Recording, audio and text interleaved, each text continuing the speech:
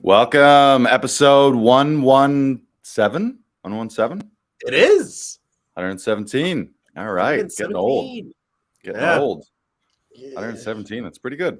That's pretty good. Mhm. We got a doozy. Welcome, viewers on Facebook and on YouTube, or maybe you're not watching live and you're listening to this on your favorite podcast platform. Make sure to share this out with your friends. Make sure to smash the subscribe buttons and do all those things that we tell you to do every week. And if you're listening to this on a regular basis and you haven't done those things, you're just wasting brain resources by not doing it. Just do it once so you never have to listen to us again. And every time that Lars says, smash the subscribe button or share this out, you're like, Lars, I got it. I already have done this. I'm on board. Get on board. You on board, Brandon? I'm on board. You only have so many brain resources to use, and use them wisely. Right. Welcome. Yeah. Make sure to let us know in the comments where you're watching from too. We've got some live viewers here across Facebook and YouTube. We go live every Wednesday here. Today we got a great show. We're going to reframe some things for you actors out there around auditioning and around how you measure your own success. And really your, I guess you're just, the word is paradigm, or just how you look at things and how you define success. And some of this might be a little controversial too. Some of you may listen to what we have to say and be like, that seems ass backwards. And I would tend to disagree. But if you do have comments or you want to share counterpoints, feel free to pop off in the comments.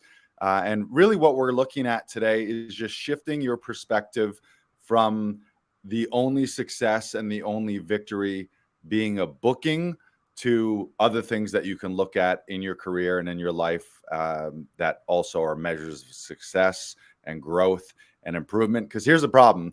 Most actors out there don't book most auditions. So if the only thing that you're looking at as success or as a victory is when you get the booking and when you get on set and when you get that paycheck, there's the risk of setting yourself up for a lot of failure, because most of auditioning technically is failure if you're not getting the job, which mentally, if you're looking at things that way, like if every audition that you don't book, you're thinking, oh, I lost, I'm a loser, I'm not booking. You're really setting yourself up for failure. And the other argument too is, if you make the goal booking the role, that's a goal that you have, I'm not going to say no control over, but you don't have full control over that. Meaning you can have a fantastic audition and still not book the role. So if your goal is book the role, you did all these amazing things, and then you're like, oh, fuck, I lost. I suck. I'm no good. I didn't book it. Rather than how we're going to reframe things here for you today. You can look at several other things as successes and as growth and as progress in your career, so that you're not just beholden to the ups and downs of, it's how long has it been since I booked one, so that you're looking at slow and steady growth, maybe not even slow growth, but steady growth regardless of bookings, and taking more control over things. It's like all of us, you want to have a lot of happiness in life comes from knowing that you're in control and that you're in charge. Arguably, control is a little bit of an illusion, because who knows what the fuck happens on a daily basis. Even when you think you control things, you could get hit by a bus or a tornado or a hurricane. But barring all that crazy stuff, you want to have some control in your life, and you want to feel that you're dictating your success and your progress. And if you leave that to the gatekeepers, meaning casting directors and production, then you're leaving a lot of your own happiness and your own success into the hands of other people. So we're going to talk about 3 ways that you can measure your own success outside booking the role. Now, not saying that you shouldn't be wanting and shouldn't be thrilled when you do book a role, but if that's your intention, you can set yourself up for a bumpy road. And I think it's all of this is also under the heading of, it's not just the destination, it's the journey, or it's not just the championship game, it's getting to play the game that you should be focused on, and playing your game. And we're going to talk about some of those things. So here are 3 ways you can measure your own success outside of booking the role? Number one, bring it up. Playing your game. Playing your game. And this is what we've talked about. I think the worst trap that a lot of actors fall into is the classic, and we hear it all the time. What do they want? What are they looking for? Or sometimes maybe we'll give a suggestion or a direction in an audition, and an actor will shoot it down and the common response is, I don't think that's what they want. Or an actor will say, oh, if they would just tell me what I want, tell me how you want me to say it, tell me what you're looking for, tell me how you want to do this, how do they want it, and I'll do that. And the problem with that is it takes all of your personal power away, and it makes you just this meat sack, meat puppet pylon, where someone else is controlling you, like Geppetto and Pinocchio, and it creates a scenario where you don't have any personal power. You're just at the behest of other people telling you what to do. And if that's what it took to be a top level actor, you wouldn't need training, and you wouldn't need seasoned veteran actors who are pros. You would just need any idiot off the street and then just tell them what to do, and they do it, and that would be the job. But that's not the job.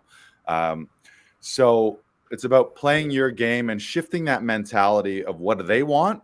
No, it's not what they want. It's what do you want as the artist? How do you want to play this scene? What's the story you want to tell? Obviously, I don't mean that to be irreverent to the writer and to the producers either.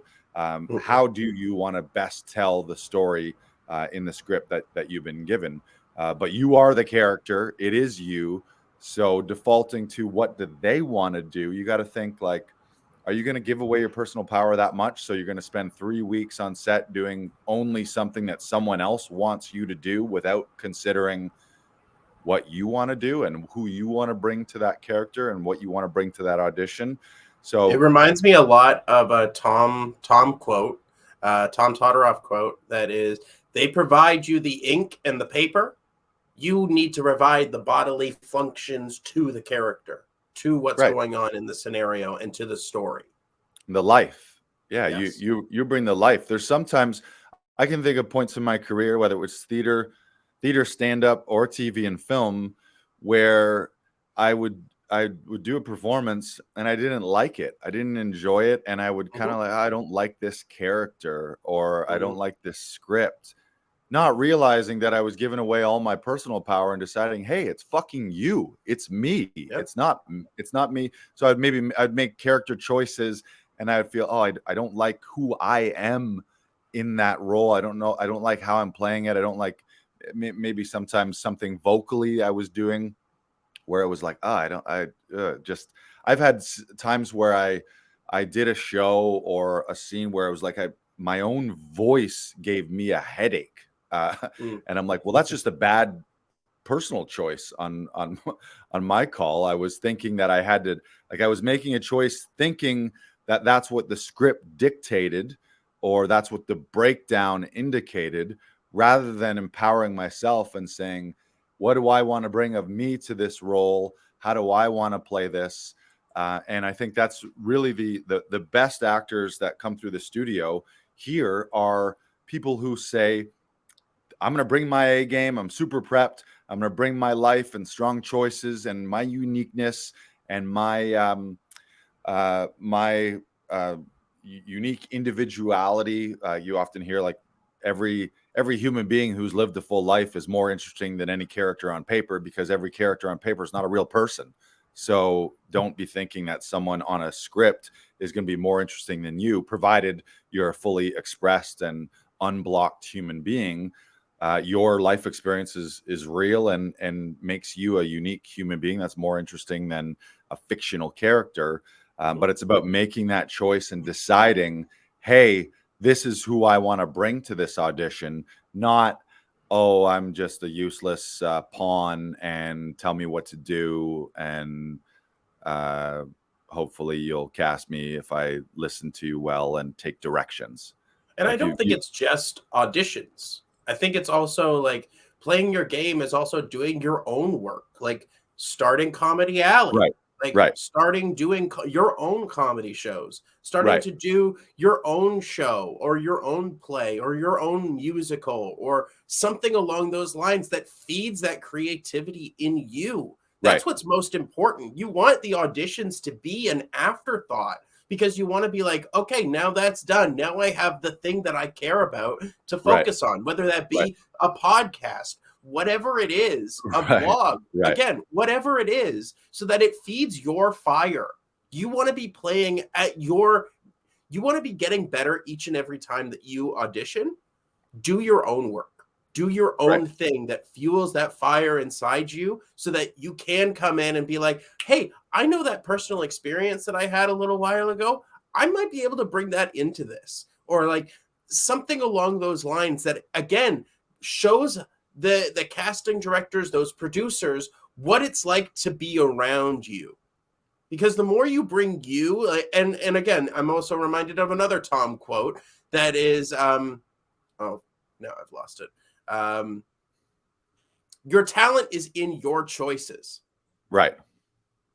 Yeah, The more they you want bring and you to that, yeah. You go. and that's tied into another one that is they're looking for players, not projects. So Yes. like a director doesn't want to have to give you a line read for every, oh, how should I play this? Should I be upset here? How should is this too Mhm. much? Is this not enough? Like they want you to make strong choices and be a fully fleshed out human and fully fleshed character, bringing things off the page that are unique to you so that they don't have to do that versus an actor who needs to be coddled on set and needs to be stroked and need to be reassured and need to be fed Mhm. every line read and need to be told, you want me to lift this with my right hand, or like little Yeah. things like that. Sometimes you see people That's new. exhausting. That's Yeah. exhausting being around. Even just listening to that right now Right. is exhausting. Right. Yeah, and they don't want to be Tom will also say they don't want to be responsible for your self-esteem either. Yeah. So it's like they don't want to, like, you don't want, and you can feel that different energy when you see someone.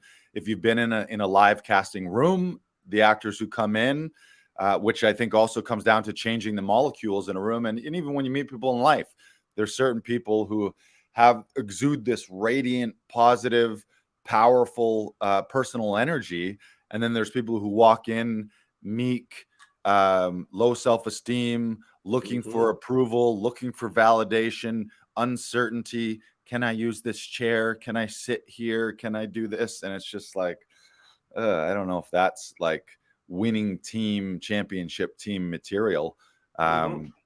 Yeah. So, and getting back to your point about uh, playing your game as far as doing your own work, I've always had a mental trick for a long time in my head of really thinking of auditions kind of at most as 50% of my career. And the Mhm. other 50% is my responsibility to me being a stand-up, booking my own stand-up shows, writing my own sketch material, creating a podcast, doing my own marketing and my own social media work and all that kind of stuff, almost to the point where when auditions come, I have to make a decision. Do I even want this or not?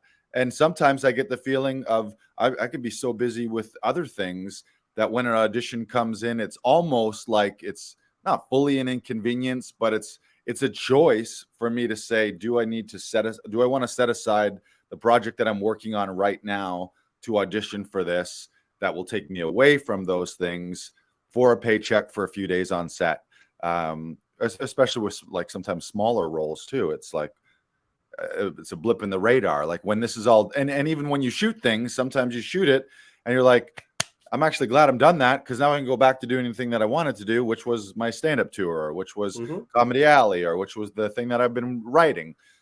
So just setting yourself up so that you have your personal power within you and within your choices and within your life and career, not a gatekeeper dangling a carrot in front of you saying, here, do you want a piece of this? And one of the Mhm. things that we talked about a few episodes ago was, and I kind of highly suggest this to everyone, is turn down a role.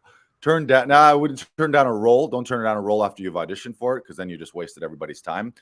Turn down an audition is what I'm saying. When you see an audition that doesn't feel right and it's just like, this doesn't really vibe with me, versus the needy energy of, oh, who am I to say no to this? How dare I say no to this? So many actors out there would love to get this one liner or the small role. It's like you can turn things down, and it's amazing when you do. The feeling the feeling of personal power you get, and that can be a tough dynamic with agents. So you need to be communicative and open with your agent, so that they're not feeling, well, here I am working to get these opportunities, and you're just saying no to them. So I'm not saying say no, no, no, no, no all the time, but pick and choose. And occasionally when it doesn't feel right, say no to it and fight for the roles that you do want. And it's an amazing boost. And when I did that recently, we talked about it, it was a role where it was a one-liner. It would have been one day. It was on an amazing show that I love, and I would love to be on that show. But the role just wasn't for me. I felt that it was very negative. I didn't feel there was redeeming qualities in the character. I didn't feel I would enjoy prepping for it. I didn't feel like I would enjoy the shoot day, being on set with 300 people, and I'm the guy saying those words. I didn't feel like even when I booked it, I didn't feel that I would use the scene in my demo reel because of the nature of the subject matter. So all signs pointed to no. I didn't feel good about it. The only good thing about it would have been paid $2,000 to do it. Likely 1,500 or $2,000 for the day, and I would have got an IMDb credit on a really cool show. But it was like none of that. It didn't feel good. So I turned it down, and then I was like, oh fuck, that feels good to turn something down that I don't want. Saying no to things in your life that you don't want actually makes you feel good. And when you continually make decisions and make choices against the little whisper in your head that's saying, I don't think this is for you, and you contradict yourself, that weakens your own personal power, and it weakens your own self-esteem, because you are constantly doing things that contradict yourself, and you want to be in alignment, I guess is the word that it comes down to. You want to be aligned with your choices. And then the funny thing is, I turned that role down, or turned the audition down. The next day in my inbox, I get a lead role in a feature film and get to audition for that. So it was that quick, was the universe saying, hey, kudos to you for saying no to what you don't want. Here's something that you do want, a lead role in a feature film. And that one was going to be, I don't know whether I booked it or not. You helped me with the audition. But it's a feature film that shoots outside Washington, D.C., and my lead character would shoot for 13 days on set in a role that I think is very, very meaty and I would really enjoy, versus something one day where I would be like, I don't even want to be this guy. So playing your game. And the great thing about playing your game is then it's not a it really is a journey thing versus a destination thing when you're playing your game, because every day you're living in your own personal power. You're making decisions that support you and support your goals, rather than thinking, what do they want? What do they want from me? And you're just, that feels bad. And you know what I'm talking about too, is sometimes the other thing that happens is in actors, especially when they're not creating their own work or creating their own opportunities, you become just an inbound receiver of opportunities, like meaning nothing happens until you get an email in your inbox from someone else saying they want something, meaning an audition or a role or an opportunity, which just puts you back on your heels and kind of puts you in a situation where you often can just be twiddling your thumbs waiting, and then you're complaining, right? Why am I not getting opportunities? How come my agent's not doing anything for me? Which is not the energy that your agent or the universe is going to respond to. So you have to be creating your own opportunities. And then I see, when I get something from my agent, I see that as icing on the cake. I see it as bonus, like, oh, cool. On top of everything I'm doing for myself, I have this opportunity to go audition for this cool show. Rather than waiting, and then blaming everyone else when things don't come to you. Yeah, you want to keep yourself sharp. You want to keep yourself ready and in a great mindset for when you do get those things coming through. How do you like my invisible cup? Space I think mug it's great. I'm gonna call it the Audition Hero Cup. Audition Hero mug. All right, number 2. So that's playing your game. Play your game. Remember, it's your life, and I think just to wrap up on this is you're the writer, director, and creator, producer of your own life and your own career. So just remember that. You're not a background player in your own life, and you're not a Mm-mm. bit player in your own life, and you're not a one-line player in your own life. I actually hate, we talked about this before. I hate that saying, um, uh, there's no small roles. There's only small actors. There are small roles. They have less screen time. They have a smaller trailer. They have a smaller paycheck. They have a smaller time on set. They have a smaller writing font for your name in the credits. So you need to decide: do you want to be a small bit player for the rest of your life? Not saying it's there's time and a place for all of it in our careers, but at some point you got to decide that, hey, I want ensemble leads and supporting leads because I want to be a lead player in my own life and in my own career. Or you can decide, okay, yeah, bit players and one liners is as good as it gets for me, and that's the choice you make, and that's probably the ceiling that you'll hit.